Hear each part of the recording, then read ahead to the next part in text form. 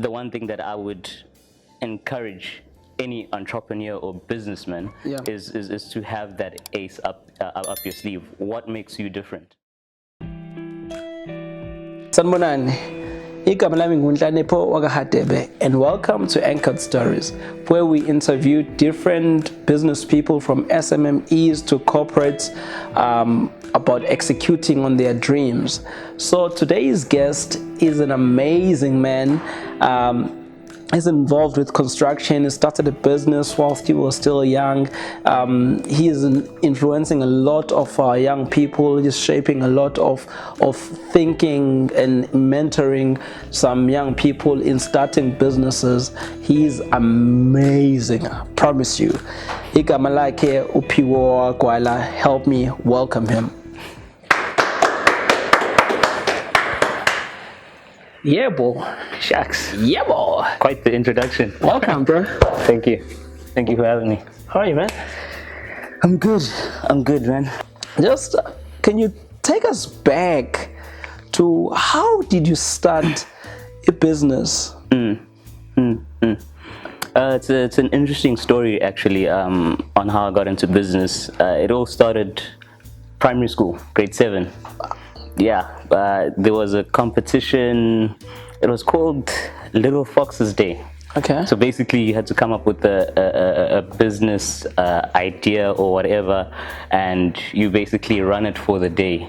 And all the tuck shops were closed, so you could literally do anything. Sure. So I created a business idea, and I actually grossed the most amount of money out of it. I was like, Sure. maybe it's something to look into, but I just never paid attention to it up until going into varsity. So that's when I actually thought, okay, it's something that I can pursue. But did you study business in varsity? Actually, I didn't. So I got into varsity. I studied law. So, however, during my first year, I did register a business. You know? Okay. Yeah, I did register my business during my first year, and I think I started working in my second or third year. Yeah. So what business did you register whilst studying law? Well, I just opened a company. To be quite honest, Yeah. I just opened a company to be like, hey, The CEO. you know, just to pop up in conversation. I know nine company. Yes. Yeah, you Sure. know. So and fortunate enough, you know, my mother is a quantity surveyor, you know, so that's how I actually ended up into construction. Okay. Because I used to go with you know, MSIT and, you know, looking at, how's this done, how's that done, and I was like, can I do it? Yes. She's like, oh yeah, sure. So literally I just bumped into the industry just like that. Yeah. Sure. But the other time we were speaking and you were talking to me about cement and stuff like that. Yeah. Actually, it's humble beginnings. You know, landing your first project. You really have to be in the ground. You know, I'm not saying be one with the workers. Yes. But you must know how your business functions. You know. Sure. So it was one of my ways of moving through up the ranks, you know, in business, where it's understanding good and a foundation. What goes into that, you know? Sure. I'm not a big construction company, Sure. you know, so understanding cement, ugubi labor, you know, ugneza umuntu ama blocks, you know. Because understand You know. Yeah, and you know, and another thing is it's just a leadership role, you know, Sure. to cement to your workers wood, and as much as I'm a boss, I can still do. Yeah. So they learn by viewing you, Sure. how you do your work, you know. Yeah. Wow. Yeah. Hey, yeah. So I remember we were talking the other time, and you were speaking. Sleeves. Yes, ace up your sleeve. Yeah. Ace up your sleeve, right? Yeah. You just threw in that out of nowhere. Well, basically, in business, you must have an ace up your sleeve. Yep. You know, it's just not enough going into business saying, this is what I want to do. Yeah. But you must have an end goal, and your end goal is your ace up your sleeve. Sure. And that's one of the things that we spoke about in our previous conversation. Yes, yeah. Is the one thing that I would encourage any entrepreneur or businessman Yeah. is to have that ace up your sleeve. What makes you different? Yeah. What are you bringing into the industry?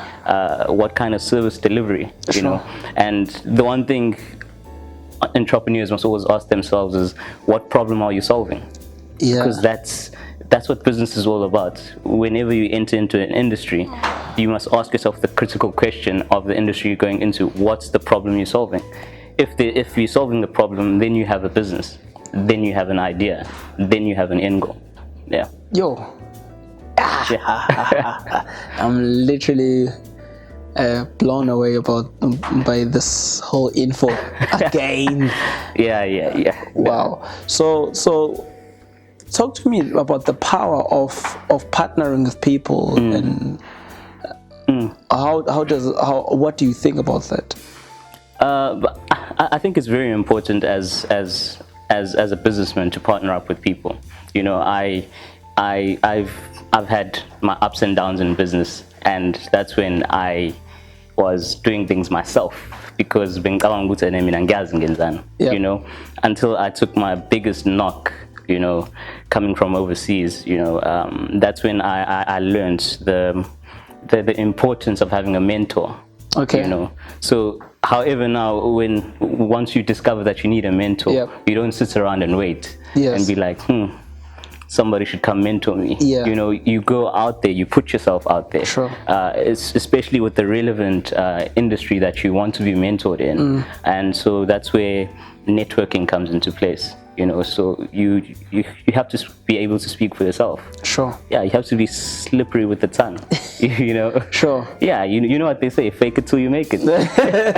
Yeah, so Sure.